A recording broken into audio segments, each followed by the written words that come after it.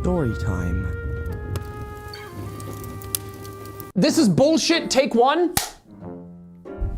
My adventure during break was pretty cool. We didn't do much inside the country, but we did do a lot more outside of the country.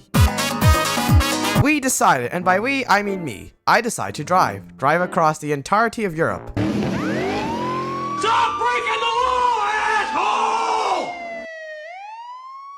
Originally, I decided that I was going to walk or run across Europe and realized that would take a lot of time and steps.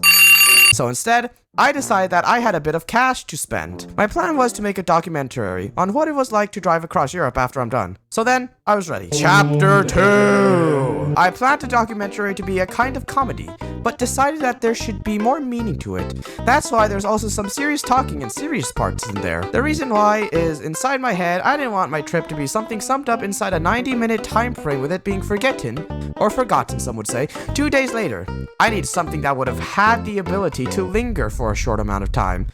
Which is why I decided it would be a better idea if I decide to make it a tour instead, as I'll do a live performance instead, then make a documentary combine my experience, and why I decide to do the live tour. Now, of course, I thought about all of this after I finished my European road trip.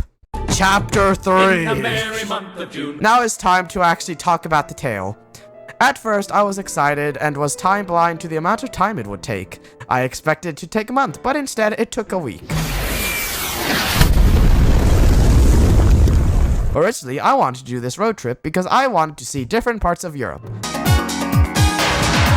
Just die already! Just die! Nobody wants to be here! When will you perish? Some of you are mean. I decided to start in Spain, then end in Romania. One of the things recognized in a certain country is how isolated they are and how some of them are unisolated. For example, there would be community markets where people would socialize. Then there would be stereotypical European, where they usually try to avoid and not bother anyone so they can mind their own business. There were many cultural shifts in the country itself. You can tell that you were at a border of a country, usually by the GPS or just the ancient borders.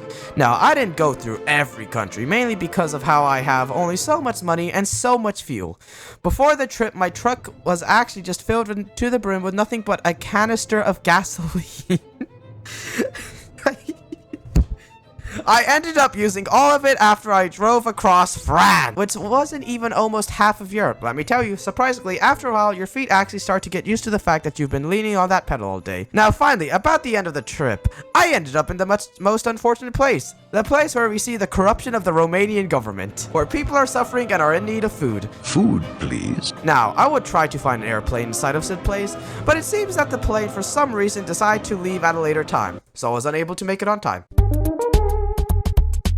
Please, please, I am begging you, just really, I need you to hit that subscribe. So, I have to wait for the next day. As soon as I went back to America, I went to sleep for a couple of days, and now it was time for the tour. The tour I couldn't afford.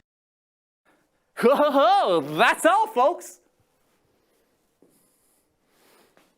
Thanks for watching.